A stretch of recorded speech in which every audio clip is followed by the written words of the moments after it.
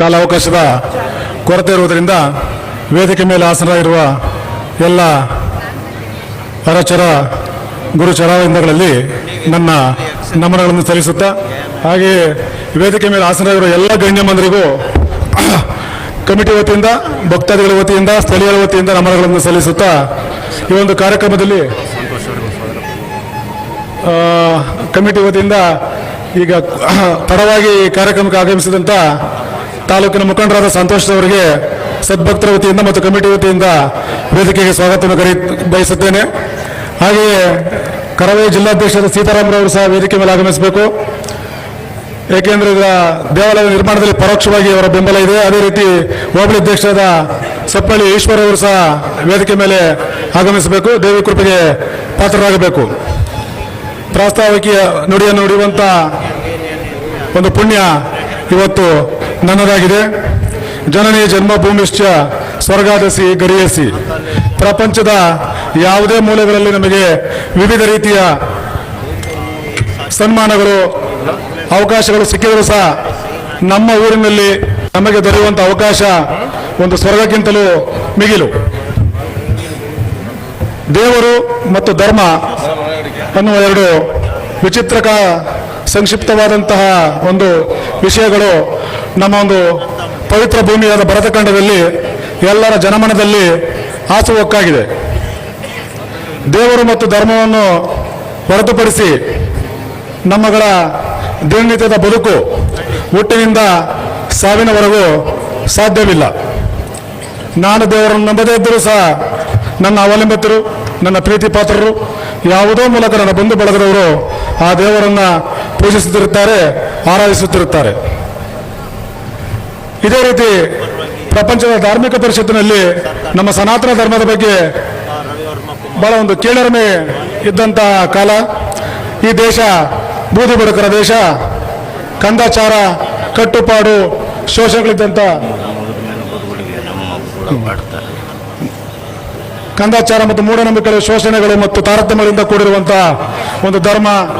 ಈ ರೀತಿಯಾಗಿ ನಮ್ಮನ್ನು ಕೀಳಾಗಿ ಮತ್ತು ಕೆಳಮಟ್ಟದಲ್ಲಿ ಕಾಣ್ತಿರ್ಬೇಕಾದ್ರೆ ಸ್ವಾಮಿ ವಿವೇಕಾನಂದರು, ಶಂಕರಾಚಾರ್ಯರು, ಬುದ್ಧ, ಮಹಾವೀರ, ಅನೇಕ ಅಂಬೇಡ್ಕರ್, ಸಮಾಜ ನಾರಾಯಣ ಗುರುಗಳು, ಬಸವಣ್ಣನವರು, ಅನೇಕ ಮಹಾನ್ ನಕ್ಷತ್ರಗಳು ಉದಯಿಸಿ ನಮ್ಮ ಧರ್ಮದ ಹೆಗ್ಗುರುತನ್ನು, ನಮ್ಮ ಪರಂಪರೆಯ ಹೆಗ್ಗುರುತನ್ನು ಈ ಭೂಮಂಡಲದಲ್ಲಿ ಮೂಡಿಸಿ ಹೋಗಿರುತ್ತಾರೆ.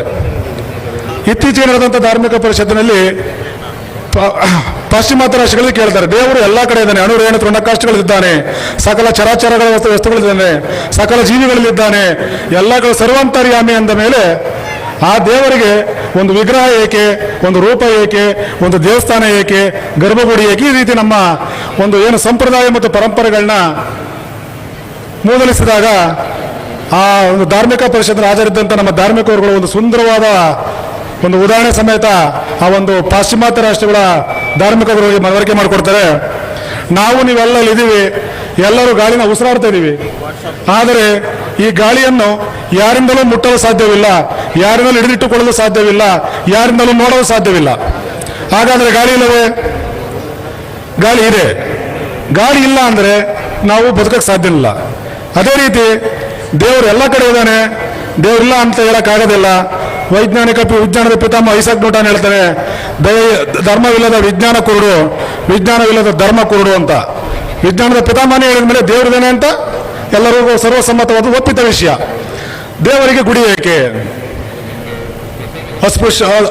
ಸ್ಪರ್ಶವನ್ನು ಮಾಡೋಕ್ಕಾಗದಂಥ ಒಂದು ಗಾಳಿನ, ನೋಡೋಕ್ಕಾಗದಂಥ ಒಂದು ಗಾಳಿನ, ಪರೋಕ್ಷವಾದಂಥ ಗಾಳಿನ ಒಂದು ಸೈಕಲ್ ಟ್ಯೂಬ್ ತುಂಬಿದ್ರೆ ಆ ಒಂದು ಬಲದ ಮೇಲೆ ಸೈಕಲ್ ಓಡುತ್ತೆ. ಅದೇ ಗಾಳಿನ ನೀವು ಬೈಕ್ ಟ್ಯೂಬಿಗೆ ತುಂಬಿದ್ರೆ ಬೈಕ್ ಓಡುತ್ತೆ. ಅದೇ ಇದನ್ನ ನೀವು ಕಾರ್ ಚಕ್ರಗಳ ಚಕ್ರಗಳಿಗೆ ತುಂಬಿದ್ರೆ ಕಾರ್ ಓಡುತ್ತೆ. ಅದೇ ಗಾಳಿನ ನೀವು ಲಾರಿ, ಇನ್ನಿತರ ಭಾರಿ ವಾಹನಗಳಿಗೆ ತುಂಬಿದ್ರೆ ಅಷ್ಟು ಟನ್ ಗಟ್ಟಲೆ ಇರುವಂಥ ಭಾರನ ಹೊತ್ಕೊಂಡು ಲಾರಿಗಳು ಓಡ್ತವೆ. ಇರುವಂಥ ವಿಮಾನ, ನಾವೇನು ಅತ್ಯಂತ ಉನ್ನತ ತಂತ್ರಜ್ಞಾನ ಅಂದರೆ ವಿಮಾನ, ಹೆಲಿಕಾಪ್ಟರ್ ಮತ್ತು ರಾಕೆಟ್ ಮತ್ತು ಉಪಗ್ರಹಗಳು, ಅವುಗಳು ಸಹ ಗಾಳಿಯ ಬಲದಿಂದಲೇ ಗಾಳಿಯ ವಿರುದ್ಧ ದಿಕ್ಕಿಗೆ ಗಾಳಿಯಲ್ಲಿರುವ ಬಲವನ್ನು ಛೇದಿಸಿಕೊಂಡು ಈ ಭೂಖಂಡದ ಗುರುತ್ವಾಕರ್ಷಣ ಬಲವನ್ನು ಛೇದಿಸಿ ನಭಕ್ಕೆ ಚಿಮ್ಮುತ್ತವೆ. ಇದು ವಿಜ್ಞಾನ. ಅದೇ ರೀತಿ ನಮ್ಮಲ್ಲಿರುವ ಪರೋಕ್ಷವಾಗಿ ಕಣ್ಣಿಗೆ ಕಾಣದಿರುವ ದೇವರನ್ನ ಒಂದು ಸ್ಥಾನದಲ್ಲಿ, ಒಂದು ಆಕಾರದಲ್ಲಿ ಆಹ್ವಾನಿಸಿ ಅಲ್ಲಿ ಪ್ರತಿಬಿಂಬಿಸಿ ಪೂಜೆನ ಮಾಡಿದರೆ, ಆರಾಧನೆ ಮಾಡಿದ್ರೆ ಆ ಒಂದು ಶಕ್ತಿ, ಹೆಂಗೆ ಗಾಳಿಯ ಶಕ್ತಿ cycle tube, motor vehicles, car, lorry, bus, helicopter, rocket, ವಿಮಾನ, ಸ್ಯಾಟಲೈಟು, ಇಲ್ಲಿ ವಿವಿಧ ರೀತಿಯಲ್ಲಿ ವಿವಿಧ ಶಕ್ತಿ ರೂಪದಲ್ಲಿ ನಮಗೆ ದೊರಕ್ತೋ ಅದೇ ರೀತಿ ದೇವರ ಶಕ್ತಿ ನಮಗೂ, ನಮ್ಮ ಊರಿಗೂ, ನಮ್ಮ ಬಳಗಕ್ಕೂ, ನಮ್ಮ ಸಮಾಜಕ್ಕೂ, ನಮ್ಮ ರಾಜ್ಯಕ್ಕೂ, ನಮ್ಮ ದೇಶಕ್ಕೂ ಉಪಯೋಗವಾಗುತ್ತದೆ. ಇದನ್ನು ನಾನು ಯಾಕೆ ಮೂಲ ನುಡಿಯಲ್ಲಿ ಹೇಳಿದೆ ಅಂದರೆ, ದೇವಸ್ಥಾನ ಯಾಕೆ ಕಟ್ಟಬೇಕು ಅನ್ನೋದು ಇವತ್ತೊಂದು ಎಲ್ಲ ಕಡೆ ಒಂದು ಕ್ರಿಟಿಸೈಸ್ ಆದ ವಿಷಯ ಆಗಿದೆ. ದೇವಸ್ಥಾನ ಕಟ್ಟೋದು ಮೂಢನಂಬಿಕೆ. ಆ ದೇವಸ್ಥಾನ ಕಟ್ಟುವಂಥ ದುಡ್ಡನ್ನ ಸಮಾಜ ಸೇವೆಗಳಿಗೆ ಬಳಸಿ, ಅದನ್ನು ವೈಜ್ಞಾನಿಕ ಸಂಶೋಧನೆಗಳಿಗೆ ಬಳಸಿ, ಶಿಕ್ಷಣಕ್ಕೆ ಬಳಸಿ, ಯಾವುದೇ ಸಂಶೋಧನೆ, ಯಾವುದೇ ಸಾಮಾಜಿಕ ಕಾರ್ಯಕ್ರಮಗಳಿರ್ಬೋದು, ಯಾವುದೇ ಶಿಕ್ಷಣ ಇರ್ಬೋದು, ಅದಕ್ಕೆ ಮೂಲ ಸಂಸ್ಕಾರದ ಬೇರಿರಬೇಕು. ಸಂಸ್ಕಾರದ ಬೇರಿಲ್ಲದಿರುವಂಥ ಯಾವುದೇ ನಿಮ್ಮ ಆವಿಷ್ಕಾರಗಳು, ಯಾವುದೇ ಸಂಶೋಧನೆಗಳು, ಯಾವುದೇ ವಿಜ್ಞಾನಗಳು, ಯಾವುದೇ ಶಿಕ್ಷಣ ಸಮಾಜಕ್ಕೆ, ದೇಶಕ್ಕೆ ಉಪಯೋಗ ಆಗಲ್ಲ. ಅಂತ ಒಂದು ಸಂಸ್ಕಾರವನ್ನು ಮೂಡಿಸೋಕ್ಕೋಸ್ಕರ ಸಂಘಟನಾ ದೃಷ್ಟಿಯಿಂದ ನಾವು ನಾರಾಯಣ ಗುರುಗಳು ಮತ್ತು ಅನುಭವ ಮಂಟಪದ ಉದಾಹರಣೆ ಕೊಟ್ಟಂಥ ಬಸವಣ್ಣವರು, ಅಲ್ಲಮ ಪ್ರಭುಗಳು, ಬಾಲಗಂಗಾಧರ ತಿಲಕರವರು ಉದಾಹರಣೆ ತಗೊಂಡ್ರೆ ಇನ್ನು ಅನೇಕ ಮಾನ್ಯರಿದ್ದಾರೆ. ಧಾರ್ಮಿಕ ವಿಷಯಗಳನ್ನು ಮತ್ತು ಧಾರ್ಮಿಕ ಕೇಂದ್ರಗಳನ್ನು ಸಂಘಟನೆಗೆ ಬಳಸ್ಕೊಂಡ್ರು, ಶೋಷಣೆಗಳ ನಿರ್ಮೂಲನೆಗೆ ಬಳಸ್ಕೊಂಡ್ರು, ಸ್ವಾತಂತ್ರ್ಯ ಹೋರಾಟಕ್ಕೆ ಬಳಸ್ಕೊಂಡ್ರು. ಅದೇ ರೀತಿಯಾದ ಒಂದು ಕಾನ್ಸೆಪ್ಟ್ನ ವಿಚಾರವನ್ನು ನಾವು ಹಳೆಯ ಬೀಡಿನಲ್ಲಿ ಗ್ರಾಮ ದೇವತೆಯಿಂದ ಕರಿಯಮ್ಮ ದೇವಿ ಸಹ ಯಾವುದೇ ಒಂದು ಜಾತಿಗೆ, ಯಾವುದೇ ಒಂದು ಕುಲಕ್ಕೆ, ಯಾವುದೇ ಒಂದು ಒಕ್ಕಲಿಗೆ, ಯಾವುದೇ ಒಂದು ಮನೆಗೆ ಸೀಮಿತವಾದ ದೇವಿ ಅಲ್ಲ. ಹೇಗೆ ಭಾರತವು ವೈವಿಧ್ಯಮಯ ದೇಶವಾಗಿದೆಯೋ, ವಿವಿಧ ಜಾತಿ, ವಿವಿಧ ಪಂಗಡ, ವಿವಿಧ ಕುಲ, ವಿವಿಧ ಕಸಬುಗಳ ಆಧಾರದ ಮೇಲೆ ನಮ್ಮ ಸಂವಿಧಾನದ ಮೂಲ ಆಶಯನೇ ವಿವಿಧತೆಯಲ್ಲಿ ಏಕತೆ ಅನ್ನೋ ಒಂದು ಆಶಯ ಇದೆಯೋ, ಆ ಮೂಲ ಆಶಯಕ್ಕೆ ಇರುವಂಥ ದೇವಸ್ಥಾನ ಯಾವ್ದಾದ್ರು ಇದ್ರೆ ನಮ್ಮ ತಾಯಿ ಕರಿಯಮ್ಮ ದೇವಿಯ ದೇವಸ್ಥಾನ. ಈ ದೇವಸ್ಥಾನಕ್ಕೆ ಎಲ್ಲ ವರ್ಗದ, ಎಲ್ಲ ವರ್ಣಗಳ, ಎಲ್ಲ ಕಸುಬಿನ, ಎಲ್ಲ ಜಾತಿಗಳ ಭಕ್ತಾದಿಗಳಿದ್ದಾರೆ. ಎಲ್ಲರೂ ದಾನ ನೀಡಿದ್ದಾರೆ.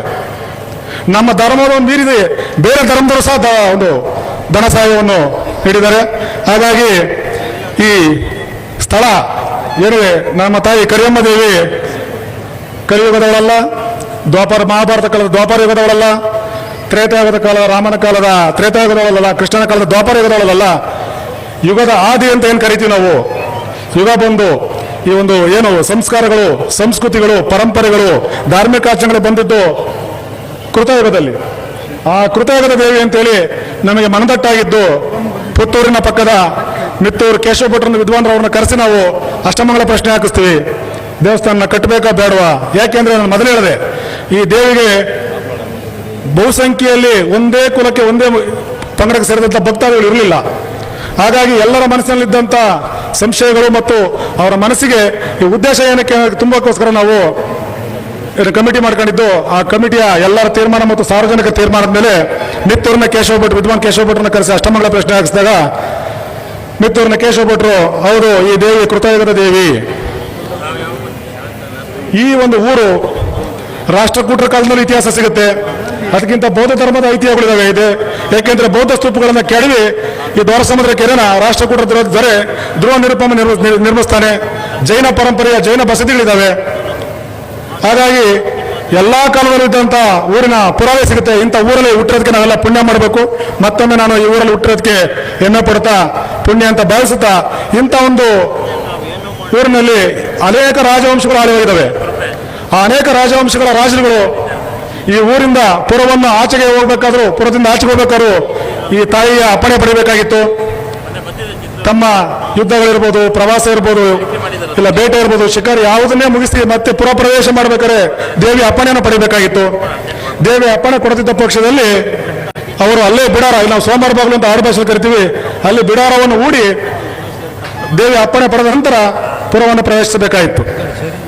ಹಾಗೆ ಇಂಥ ಒಂದು ಶಕ್ತಿಯುತವಾದಂಥ ಕೃತಯುಗದ ಕಾಲದ ದೇವಿಗೆ ಒಂದು ಸೋರುವಂಥ ಮನೆಯಲ್ಲಿ, ಹಂಚಿನ ಮನೆಯಲ್ಲಿ ಸುಣ್ಣ ಮತ್ತು ಕೆಮ್ಮಣ್ಣು ಹೊಡೆದಂಥ ಒಂದು ಜಾಗದಲ್ಲಿ ಇಟ್ಟು ಪೂಜೆ ಮಾಡ್ತಾ ಇದ್ದು. ದೇವಸ್ಥಾನ ಜಾತ್ರೆಗೆ ನಾವು ಲಕ್ಷಾಂತರ ರೂಪಾಯಿ ಖರ್ಚು ಮಾಡ್ತಾ ಇದ್ದು ಭಕ್ತಾದಿಗಳು. ದೇವಿಗೆ ವಿವಿಧ ಖಾದ್ಯಗಳನ್ನ ಅರ್ಪಿಸ್ತಾ ಇದ್ದು, ವಿವಿಧ ರೀತಿಯ ಪೂಜಾ ಪುರಸ್ಕಾರಗಳನ್ನ ಮಾಡಿಸ್ತಾ, ಅಭಿಷೇಕಗಳು ಮಾಡಿಸ್ತಿದ್ದ. ದೇವಿಗೊಂದು ನೆಲೆನ ಮಾಡಿಸಿರಲಿಲ್ಲ.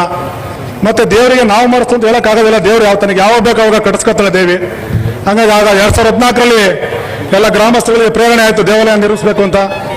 ಆಗ ಕೃಷ್ಣರವರು ಗ್ರಾಮ ಪಂಚಾಯತ್ ಅಧ್ಯಕ್ಷರಾಗಿದ್ದರು. ಅವರ ಅವಧಿಯಲ್ಲಿ ನಾವು ಎಲ್ಲ ಸೇರ್ಕೊಂಡು ಒಂದು ಗ್ರಾಮ ಪಂಚಾಯತಿಯಿಂದ ಒಂದು ಮೂಲವನ್ನು ಸೃಷ್ಟಿಸಿಕೊಂಡು ಬಂಡವಾಳವನ್ನು ಸೃಷ್ಟಿಸಿಕೊಂಡು ದೇವಾಲಯವನ್ನು ನಿರ್ಮಾಣ ಮಾಡಬೇಕು ಅಂತ ತೀರ್ಮಾನ ಮಾಡ್ತೀವಿ.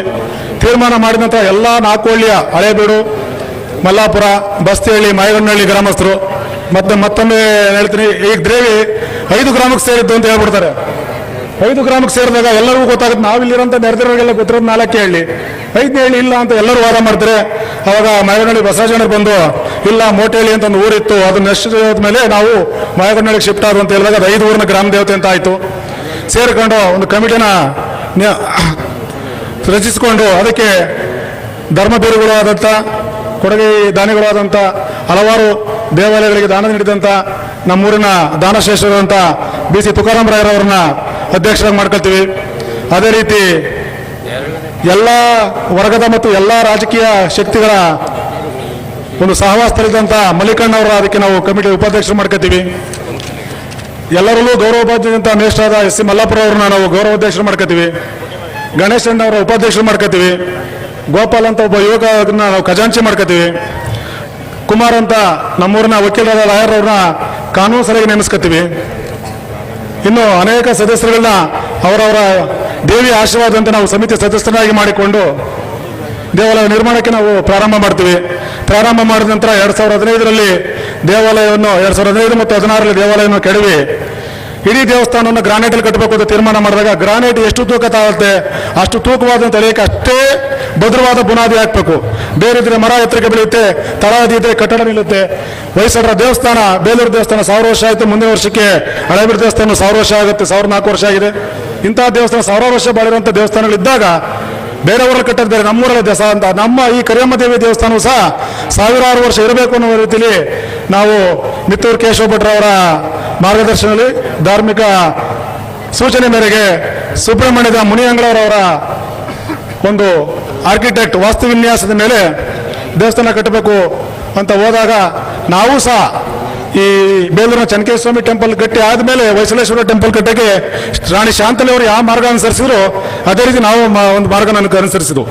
ಅವತ್ತಿನವರೆಗೂ ಹೊಯ್ಸಳ ರಾಜರ ಆಸ್ಥಾನ ಶಿಲ್ಪಿಯಾಗಿದ್ದಂಥ ಒಡೆಯಗಿರಿ ಹರೀಶ್ ಅವರನ್ನ ಬದಲಾಯಿಸಿ ಜಾಗತಿಕ ಮಟ್ಟದಲ್ಲಿರುವಂಥ ಯಾರ್ಯಾರು ಬಂದು ನಿಮ್ಮ ಮಾಡಲ್ನ ಕೊಡ್ಬೋದು, ನಕ್ಷೆಗಳನ್ನ ಕೊಡ್ಬೋದು ಅಂತೇಳಿ ಜಕಣಾಚಾರ್ಯ ಅವ್ರನ್ನ ಮತ್ತು ಅವರ ಕೈಯಲ್ಲಿ ಕಟ್ಟಿಸ್ಬೇಕು. ಅವ್ರು ಕೊಟ್ಟಂಥ ಒಂದು ಮಾಡಲ್ ಇಷ್ಟ ಆಗಿ, ನಮೂನೆಗಳು ಇಷ್ಟ ಆಗಿ ಅವ್ರ ಕೈಲಿ ದೇವಸ್ಥಾನ ಕಟ್ಟಿಸಿ ಇಡೀ ಪ್ರಪಂಚವೇ 1000 ವರ್ಷಗಳಿಂದ ಬೆರಗುಗಳಿಂದ ನೋಡುವಂಥ ಹೊಯ್ಸಳ ವಾಸ್ತುಶಿಲ್ಪವನ್ನು ನಿರ್ಮಿಸಿದರು. ಅದೇ ರೀತಿ ನಾವು ಕಮಿಟಿಯವರು ಸುತ್ತಮುತ್ತ ಕರ್ನಾಟಕದಾದ್ಯಂತ ಎಲ್ಲೆಲ್ಲಿ ದೇವಸ್ಥಾನ ಕಟ್ಟಿದರೆ ಶಿಲ್ಪಿಗಳನ್ನು ನಾವೇ ಖುದ್ದಾಗಿ ಹೋಗಿ ನೋಡಬೇಕು. ನಾವು ಖುದ್ದಾಗಿ ಹೋಗಿ ನೋಡಿ ಯಾವ ಶಿಲ್ಪಿಗಳು ಅತ್ಯಂತ ಸುಂದರವಾಗಿ ಅತ್ಯಂತ ಸುಸಜ್ಜಿತವಾಗಿ ಕಟ್ಟಿದರೆ, ಶಾಸ್ತ್ರೋಕ್ತ ಕಟ್ಟಿದರೆ ಆ ಶಿಲ್ಪಿಗಳಿಗೆ ಕೊಡಬೇಕು ಅಂತ ನಾವು ಹೆಚ್ಚು ಕಡಿಮೆ ಒಂದು 20-22 ದೇವಸ್ಥಾನಗಳನ್ನ ನೋಡ್ತೀವಿ. ಅಲ್ಲಿ ಹೊಸಪಟ್ಟಣದ ದೇವಸ್ಥಾನ ಕಟ್ಟಿದಂಥ ಶಿಲ್ಪಿಗಳಾದಂಥ ಮುರುಡೇಶ್ವರದ ಮಾಸ್ತಪ್ಪನವರ ಒಂದು ವಾಸ್ತುಶೈಲಿ ಮತ್ತು ಅವರ ಕಟ್ಟಡ ಶೈಲಿ ನಮಗೆ ಇಷ್ಟ ಆಗುತ್ತೆ. ಅದನ್ನು ತಂದು ಸಾರ್ವಜನಿಕರಲ್ಲಿ ಒಪ್ಪಿಸಿ ನಾವು ಮಾಸ್ತಪ್ಪನವರಿಗೆ ಆ ಒಂದು ದೇವಸ್ಥಾನ ನಿರ್ಮಿಸ್ಕೊಡ್ಬೇಕು ಅಂತ ಅವರಿಗೆ ನಾವು ಮುಂಗಡವನ್ನು ಕೊಡ್ತೀವಿ. ಅಲ್ಲಿಂದ ಸ್ಟಾರ್ಟ್ ಆದಂಥ ಪ್ರಾರಂಭವಾದಂಥ ಈ ನಿರ್ಮಾಣ ಕಾರ್ಯಕ್ರಮ ಸತತವಾಗಿ 10 ವರ್ಷಗಳು ನಡೆದು 11ನೇ ವರ್ಷಕ್ಕೆ ಇವತ್ತು ಲೋಕಾರ್ಪಣೆ ಕಾರ್ಯಕ್ರಮಕ್ಕೆ ಬಂದಿದೆ. ದೇವಾಲಯದ ಅಳತೆ 90, 120, ಪೂರ್ವ ಪಶ್ಚಿಮ 90 ಅಡಿಗಳು, ಉತ್ತರ ದಕ್ಷಿಣ 120 ಅಡಿಗಳು. ಅದರಲ್ಲಿ 58 ಮತ್ತು 27, ಪೂರ್ವ ಪಶ್ಚಿಮ 58 ಅಡಿಗಳು, ಉತ್ತರ ದಕ್ಷಿಣ 27 ಅಡಿಗಳ ಆಯಕ್ಕೆ ದೇವಸ್ಥಾನ ನಿರ್ಮಿಸಬೇಕು ಅಂತ ಮುನಿಯಂಗಳವರವರ ನೀಲನಕಾಶೆಯನ್ನು ಕೊಡ್ತಾರೆ. ನಾವು ಮಾಸ್ತಪ್ಪರಿಗೆ ಹೇಳ್ತೀವಿ, ಜಕಣಾಚಾರ್ಯವರು ಎಷ್ಟು ಸುಂದರವಾಗಿ ಕೆತ್ತಿಯಾರೋ ಅಷ್ಟೇ ಸುಂದರವಾಗಿ ನಮ್ಮ ದೇವಸ್ಥಾನ ನಿರ್ಮಾಣ ಆಗಬೇಕು ಅಂದಾಗ ನಮ್ಮ ನಿರೀಕ್ಷೆಗೆ ತಕ್ಕ ಹಾಗೆ, ಯಾಕಂದ್ರೆ ಇವತ್ತು ಬಂದು ಜನ ಹೇಳ್ತಾ ಇರೋದು, ಜನ ಕೇಳ್ತಾ ಇರೋದು ನೋಡಿದ್ರೆ ನಮ್ಮ ನಿರೀಕ್ಷೆನ ಅವ್ರು ಸತ್ಯ ಮಾಡಿದರೆ, ಹಾಗಾಗಿ ಅವರ ಕಾರ್ಯ ಶ್ಲಾಘನೀಯ ಮತ್ತು ಜಗ ಮೆಚ್ಚುವಂಥದ್ದು. ಅದಾದಮೇಲೆ 37 ನಾವು ಪ್ರಭಾವಳಿಗಳನ್ನು ನಿರ್ಮಿಸಿರ್ತೀವಿ. ಆ 37 ಪ್ರಭಾವಳಿಗಳು ಹಾಗೇ ಕಂಡ್ರೆ ದೇವಸ್ಥಾನ ಸುಂದರವಾಗಿ ಕಾಣಲ್ಲ. ಇದು ಸಹ ಜಕಣಾಚಾರ್ಯ ಅವರ ಕಲ್ಪನೆ. ಪ್ರಪಂಚದ ಯಾವುದೇ ವಾಸ್ತುಶಿಲ್ಪಲ್ಲಿ ನಮ್ಮ ಭಾರತದಲ್ಲಿದ್ದಂಥ ವೇಸರ ಶೈಲಿ, ನಾಗರ ಶೈಲಿ, ದ್ರಾವಿಡ ಶೈಲಿ, ಚೋಳರ ಶೈಲಿ ಮತ್ತು ಸಾರ್ಸನಿಕ್ ಇರ್ಬೋದು, ಅರೇಬಿಕ್ ಇರ್ಬೋದು, ಯಾವುದೇ ವಾಸ್ತುಶಿಲ್ಪದಲ್ಲಿ ಇಲ್ಲದಂಥ ಒಂದು ಕಲ್ಪನೆಯನ್ನ ಸರಿ, ಒಂದು ಕೆಲಸ ಮಾಡಿ, ಚಟ್ನಳ್ಳಿ ಮಹೇಶ್ ಅವರು ಧಾರ್ಮಿಕ ಪ್ರವಚನ ಮುಗಿಸಿದ ನಂತರ ನಾವು ಪ್ರಾಸ್ತಾವಿಕ ನೋಡಿ ನಾವು ಮುಂದುವರಿಸ್ತೀವಿ. ಯಾಕೆಂದ್ರೆ ನಾನು ಇಲ್ಲೇ ಇರ್ತೀನಿ, ಇನ್ನು ಎಲ್ಲ ಮಧ್ಯೆ ಮಧ್ಯೆ ನಾನು ಹೇಳ್ತೀನಿ. ದಯಮಾಡಿ ಅವ್ರ ಕಾಲ, ಯಾಕೆಂದ್ರೆ ಅವರ ಕಾಲನ ಹರಣ ಮಾಡೋಕ್ಕೆ ನನಗೆ ಇಷ್ಟ ಇಲ್ಲ. ಇಲ್ಲ, ಚಟ್ನಳ್ಳಿ ಮಹೇಶ್ ಅವರು ತಮ್ಮ ಧಾರ್ಮಿಕ ಪ್ರವಚನ ಮುಗಿಸ್ಲಿ. ಯಾಕೆಂದ್ರೆ ಅವರ ಪ್ರವಚನ ಬಹಳ ಮುಖ್ಯ. ಯಾಕೆಂದ್ರೆ ಬಹಳ ಆಳವಾದ ಜ್ಞಾನ ಹೊಂದಿದ್ದಾರೆ. ಅವರು ಮುಗಿದ ನಂತರ ಗಂಗಮ್ಮನಲ್ಲಿ ಅನುಮತಿ ಕೊಟ್ಟರೆ ಇನ್ನು 10 ನಿಮಿಷದಲ್ಲಿ ನಾನು ಪ್ರಾಸ್ತಾವಿಕ ಭಾಷಣ ಮುಗಿಸ್ತೀನಿ. ಈಗ ದಯಮಾಡಿ ನಾನು ವೇದಿಕೆನ ಚಟ್ನಳ್ಳಿ ಮಹೇಶ್ ಅವರು ಬಿಟ್ಟುಕೊಡ್ತಾ ಇದ್ದೀನಿ. ಮುಂದಿನ ಹಂತ ನಾನು ಮುಂದಿನ ಭಾಗದಲ್ಲಿ ಮುಗಿಸ್ತೀನಿ. ಭಾಗ 2ರಲ್ಲಿ ನೋಡಿ.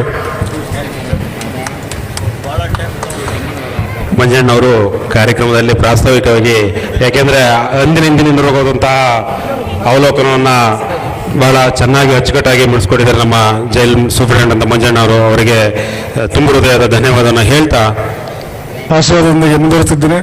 ರಾಜಣ್ಣವರ ಮಾತು ಕೇಳಿದರೆ ನನಗೊಂದು ಉಕ್ತಿ ಜ್ಞಾಪಕ ಬರುತ್ತೆ.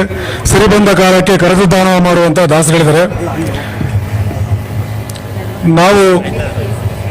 ನಮಗೆ ಸಮಾಜ, ಊರು, ದೇಶ, ದೇವರು ಏನು ಕೊಟ್ಟ ಅನ್ನೋದು ಮುಖ್ಯ ಅಲ್ಲ. ನಾವು ಉತ್ತಮ ಸ್ಥಿತಿಯಲ್ಲಿದ್ದಾಗ ಸಮಾಜಕ್ಕೆ, ಊರಿಗೆ, ದೇಶಕ್ಕೆ ಮತ್ತು ದೇವರಿಗೆ ಏನು ಕೊಟ್ಟ ಅನ್ನೋದು ಮುಖ್ಯ ಆಗುತ್ತೆ. ಸಿರಿ ಬಂದು ಕಾಲಕ್ಕೆ ಕರೆದು ದಾನ ಮಾಡುವನ್ನುವ ದಾಸೋಕ್ತಿಗೆ ಸರಿಯಾದ ರೀತಿಯಲ್ಲಿ ರಾಜಣ್ಣವರು ನಮ್ಮ ಕ್ಷೇತ್ರದ ಕೊಡುಗೆ ದಾನಿಗಳಾಗಿದ್ದಾರೆ.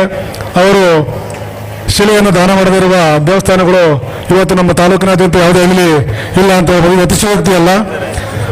ಅವರ ದಾನವನ್ನು ಮತ್ತು ಅವರ ಗುಣವನ್ನು ನೋಡಿ ಅವರಷ್ಟೇ ಶಕ್ತಿವಂತ ಬೇರೆಯವರು ಸಹ ದಾನವನ್ನು ನೀಡಲಿ ಅಂತ ನನ್ನ ಕೋರಿಕೆ ಅಷ್ಟೇ.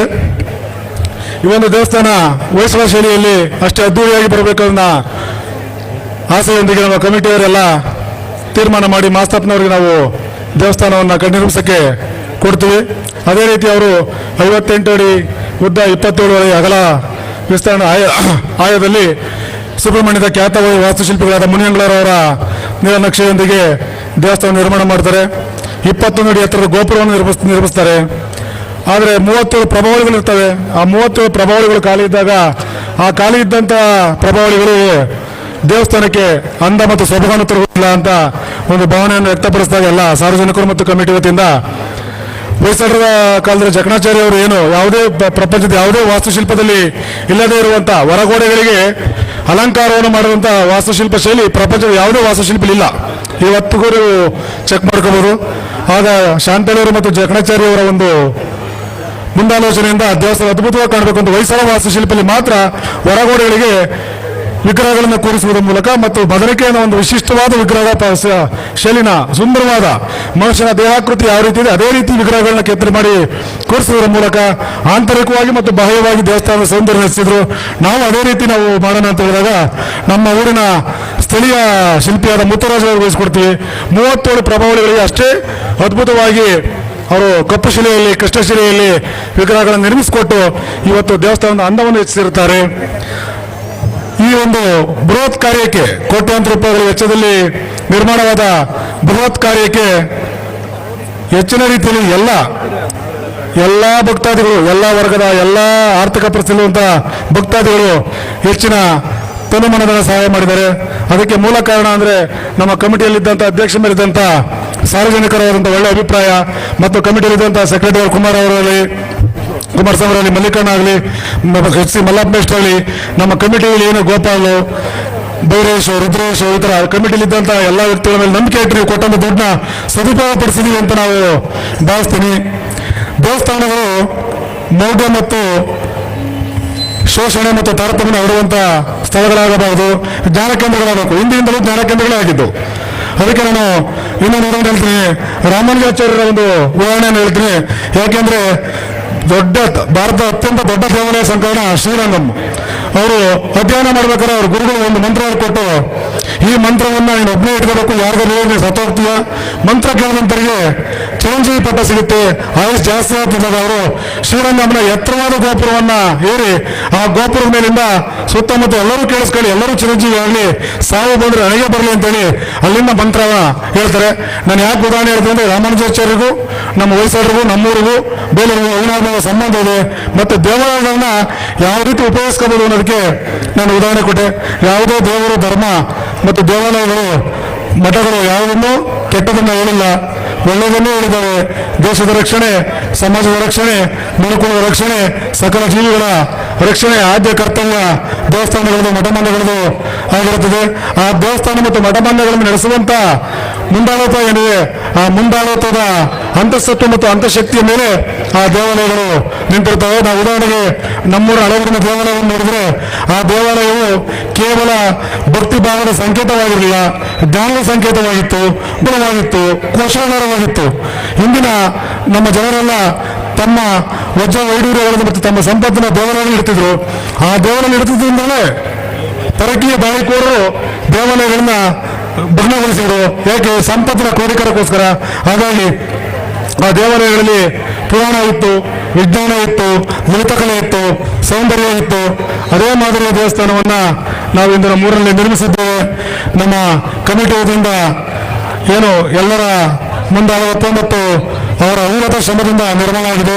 ಅವಿರತ ಶ್ರಮಕ್ಕೆ ಅಷ್ಟೇ ಸಹಕಾರವನ್ನು ನೀಡುವಂತ 1 ರಿಂದ ಹಿಡಿದು 10 ಲಕ್ಷ, 11 ಲಕ್ಷ, 20 ಲಕ್ಷ, 50 ಲಕ್ಷ ಇರುವಂತಹ ಎಲ್ಲಾ ದಾನಿಗಳಿಗೂ ಪ್ರತ್ಯಕ್ಷವಾಗಿ ಪರೋಕ್ಷವಾಗಿ ತನುಮನಧನ ಸಾಗಿದ ಎಲ್ಲಾ ಭಕ್ತಾದಿಗಳಿಗೂ ಕರಿಯಮ್ಮ ದೇವಿ ಕೃಪಾ ಕಟಾಕ್ಷವನ್ನು ನೀಡಿ ಎಲ್ಲರಿಗೂ ಸನ್ಮಾನ ಉಟ್ಲು ಮಾಡಿ ಅಂತ ಬೇಡಿಕೊಳ್ಳುತ್ತಾ ಕಮಿಟಿ ವತಿಯಿಂದ ಮತ್ತೊಮ್ಮೆ ದಾನವನ್ನು ನೀಡಿದಂತ ಈ ಒಂದು ಕಾರ್ಯಕ್ಕೆ ಪ್ರೋತ್ಸಾಹ ನೀಡಿದಂತ ಪ್ರತ್ಯಕ್ಷ ಪರೋಕ್ಷವಾಗಿ ಸಲಹೆ ಸಹಕಾರ ನೀಡಿದಂತ ಸರ್ವರಿಗೂ ಶ್ರೀ ಕರಿಯಮ್ಮ ದೇವಿಯು ಸನ್ಮಾನ ಉಂಟು ಮಾಡಲಿ ಅಂತ ಬೇಡಿಕೊಳ್ಳುತ್ತೇನೆ.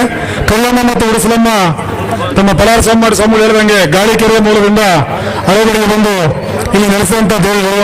ಇಲ್ಲಿ ಇತಿಹಾಸ ಕರಿಯಮ್ಮ ಮತ್ತು ಉಡಿಸಲಮ್ಮ ಅಕ್ಕ ತಂಗಿಯರಾಗಿದ್ದು, ಕರಿಯಮ್ಮ ಊರಿನ ಸಂಚಾರದ ಸಮಯದಲ್ಲಿ ಭಕ್ಷ್ಯ ಸೇವಿಸಿದ ಕಾರಣ ಉಡಿಸಲಮ್ಮ ದೇವಿ ತನ್ನ ಊರಿನ ಹೊರಗೆ ದೂರದಲ್ಲಿ ಪ್ರತಿಷ್ಠಾಪನೆ ಹೇಳಿದಾಗ ಕರಿಯಮ್ಮ ಹೊರಗಡೆ ಬಂದು ಪ್ರತಿಷ್ಠಾಪನೆ ಆಗಿದೆ. ಕರಿಯಮ್ಮನ ಮಕ್ಕಳಾದ ಚಿಕ್ಕಚಾಮ ಮತ್ತು ದೊಡ್ಡಚಾಮ ದೇವರುಗಳನ್ನ ಉಡಿಸಲಮ್ಮನೇ ಸಾಕಿ ಬೆಳೆಸಿರುವಂತಹ ಪ್ರತೀತಿ ಇದೆ, ಜನಗಳ ಬಾಯಲ್ಲಿರುವಂತಹ ಪ್ರತೀತಿ. ಹಾಗಾಗಿ ವರ್ಷಕ್ಕೊಮ್ಮೆ ಸಾಕಿ ಸಲಹಿದ ದೊಡ್ಡಮ್ಮನಿಗೆ ಒಂದು ಗೌರವ ಅರ್ಪಣೆ ಮತ್ತು ಕೃತಜ್ಞತೆ ಸಲ್ಲಿಸುವ ಸಲುವಾಗಿ ಕರಿಯಮ್ಮ ಮತ್ತು ಚಿಕ್ಕಚಾಮ ದೊಡ್ಡಚಾಮ ದೇವರುಗಳು ತಮ್ಮ ಪಲ್ಲಕ್ಕಿಯೊಂದಿಗೆ ಉಡಿಸಲಮ್ಮ ದೇವಸ್ಥಾನ ಬಳಿಗೆ ಹೋಗಿ ಗೌರವವನ್ನು ಸಲ್ಲಿಸಿ ಪುನಃ ಬಂದು ತಮ್ಮ ಮೂಲ ಸ್ಥಾನದಲ್ಲಿ ಪ್ರತಿಷ್ಠಾಪನೆ ಆಗ್ತದೆ. ಮಂಗಳವಾರ ವಿವಿಧ ಭಕ್ಷ್ಯಗಳೊಂದಿಗೆ ದೇವರಿಗೆ ನೈವೇದ್ಯ, ಬುಧವಾರ ದೇವರನ್ನ ಊರಾಡಲು ಅಂತ ಹೇಳ್ತೀವಿ ಮೆರವಣಿಗೆ, ಗುರುವಾರ ತಾಯಿಗೆ ಬಸ್ತಳ್ಳಿ ಗ್ರಾಮದಲ್ಲಿ ಜೋಯಿಸರ ಮೂಲಕ ವಿವಾಹ, ನಮ್ಮ ಮನೆಯ ಹೆಣ್ಣು ಮಗಳನ್ನು ಹೇಗೆ ಮದುವೆ ಮಾಡಿಕೊಡುತ್ತೇವೋ ಅದೇ ರೀತಿ ಹಸಿರು ಕಂಕಣ ಭಾಗ್ಯದೊಂದಿಗೆ ವಿವಾಹ ಕಾರ್ಯಕ್ರಮವನ್ನು ಏರ್ಪಡಿಸಿ ಶುಕ್ರವಾರ ಹೊದ್ದೂರಿಯ ಸಿಡಿಯೊಂದಿಗೆ ಜಾತ್ರೆ ಪಕ್ಕದ ಗ್ರಾಮ ಮೈಗಂಡಳ್ಳಿ ಅವರಿಗೆ ಕಳಿಸಿಕೊಟ್ಟು ಮೈಗಂಡಳ್ಳಿ ಅವರು ತಲ್ಲಿ ಊರಿನ ಜಾತ್ರೆ ಮುಗಿಸಿದ ನಂತರ ಮಲ್ಲಾಪುರ ಗ್ರಾಮಕ್ಕೆ ನಾವು ದೇವರನ್ನ ಕಳಿಸ್ಕೊಡ್ತೀವಿ. ಮಲ್ಲಾಪುರದಲ್ಲಿ ಜಾತ್ರೆ ಮುಗಿಸಿಕೊಂಡು ಪುನಃ ಹಳೇಬೀಡು ಗ್ರಾಮಕ್ಕೆ ದೇವಿ ಪ್ರವೇಶವಾದಾಗ ಬುಧವಾರ ಮರುಸಿಡಿ ಮಾಡುವುದರ ಮೂಲಕ ಜಾತ್ರಾ ಮಹೋತ್ಸವವನ್ನು ಮುಗಿಸ್ತೇವೆ. ಇದು ಅನುಷ್ಠಾನ ಕಾಲದಿಂದಲೂ ಪ್ರಾಚೀನ ಕಾಲದಲ್ಲೂ ನಡೆದುಕೊಂಡು ಬಂದಿರುವಂತಹ ಕರಿಯಮ್ಮ ದೇವಿಯ ಪ್ರತೀತಿ ಮತ್ತು ಸಂಸ್ಕೃತಿ ಮತ್ತು ಇತಿಹಾಸ.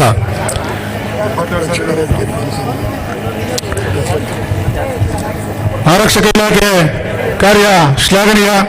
3 ದಿನಗಳಲ್ಲಿ ಯಾವುದೇ ಅನಾಹುತ, ತೊಂದರೆ, ಯಾವುದೇ ಗಲಾಟೆ ಆಗದಂತೆ ಸುವ್ಯವಸ್ಥೆಯಿಂದ ಸುಶಾಂತಿಯಿಂದ ಅತ್ಯಂತ ರಕ್ಷಣೀಯವಾಗಿ ಬಂದೋಬಸ್ತ್ ಏರ್ಪಡಿಸಿದಂಥ ಆರಕ್ಷಕರಿಗೆ ಕಮಿಟಿ ವತಿಯಿಂದ ಎಲ್ಲ ಭಕ್ತಾದಿಗಳಿಂದ 4 ಹಳ್ಳಿಗಳ ಗ್ರಾಮಸ್ಥರುಗಳ ವತಿಯಿಂದ ಒಂದು ಸನ್ಮಾನ ಕಾರ್ಯಕ್ರಮ. ದಯಮಾಡಿ ಸನ್ಮಾನವನ್ನು ಸ್ವೀಕರಿಸಬೇಕಾಗಿ ಆರಕ್ಷಕ ಉಪನಿರೀಕ್ಷಕರಲ್ಲಿ ಕಳಕಳಿಯ ಮನವಿ.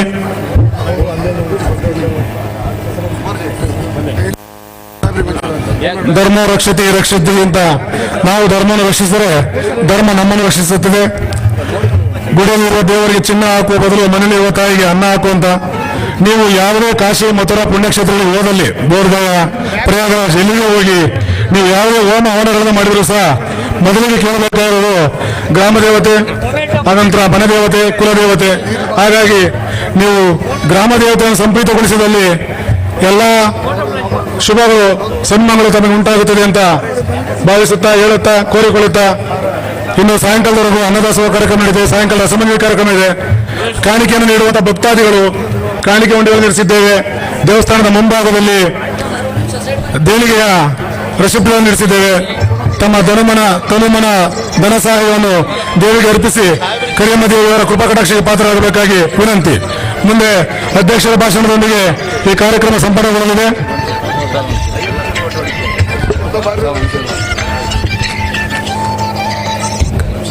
ಕಾರ್ಯಕ್ರಮದಲ್ಲಿ ಇವತ್ತನವರೆಗೂ ಕೂಡ ಮಂಜಣ್ಣ ಅವರು ಕಾರ್ಯಕ್ರಮ ಉದ್ದೇಶಿಸಿ ಮಾತನಾಡಿದರು. ಆದರೆ ನಿಮಗೆ ನೆನಪಿರಲಿ, ನಮ್ಮ ಮಾಜಿ ಅಧ್ಯಕ್ಷರಾದ ಕೃಷ್ಣರಿಂದ ಹಿಡಿದು ನಮ್ಮ ಮಂಜಣ್ಣವರ ತಾಯಿ ಈ ಗೌರಮ್ಮ ಅವರಿಂದ ಅದರಿಂದ ಹಿಡಿದು ಇವತ್ತವರೆಗೂ ಕೂಡ ಇವತ್ತೇನಾದ್ರು ದೇವಸ್ಥಾನ ಒಂದು ಹಂತಕ್ಕೆ ಬಂದಿದೆ ಅಂದರೆ ಅದಕ್ಕೆ ಮೂಲ ಕಾರಣ ನಾವು ನೆನೆಸ್ಕೊಳ್ಬೇಕಾಗಿರೋದು ಜೈಲರ್ ಮಂಜಣ್ಣನೇ. ಯಾಕೆಂದ್ರೆ ಅವತ್ತಿನಿಂದ ಇವತ್ತವರೆಗೂ ಕೂಡ ಒಂದು ವ್ಯವಸ್ಥಿತವಾಗಿ ತುಕಾರಾಮ್ರವ್ರ ಜೊತೆ ನಿಂತು ಕಾರ್ಯಕ್ರಮ ದೇವಸ್ಥಾನದ ಏನಾದ್ರು ಇಷ್ಟು ಅಚ್ಚುಕಟ್ಟು ನಡೆದಿದೆ ಅಂದರೆ ಎಲೆಮರೆಕಾಯಾಗಿ ಹಿಂಬದಿಯಲ್ಲಿ ಕೆಲಸ ಮಾಡಿದಂಥವ್ರು ಮಂಜಣ್ಣರು. ಅವರಿಗೆ ನಮ್ಮೆಲ್ಲ ದೇವಸ್ಥಾನ ಕಮಿಟಿ ವತಿಯಿಂದ ಅವರಿಗೆ ತುಂಬ ಹೃದಯದ ಅನಂತ ಜೋರಾದ ಚಪ್ಪಳದೊಂದಿಗೆ ಅವರಿಗೆ ಧನ್ಯವಾದನ ಅವರಿಗೆ ಸಲ್ಸನ. ಹಾಗೆ ಅವರು ಕೂಡ ಒಂದು ಶರಣ ಸಮರ್ಪಣೆ ಮಾಡಬೇಕು. ದಯಮಾಡಿ ಮಂಜಣ್ಣ ಅವರು ವೇದಿಕೆ ಮುಂದೆ ಬರಬೇಕು. ಹಾಗೆ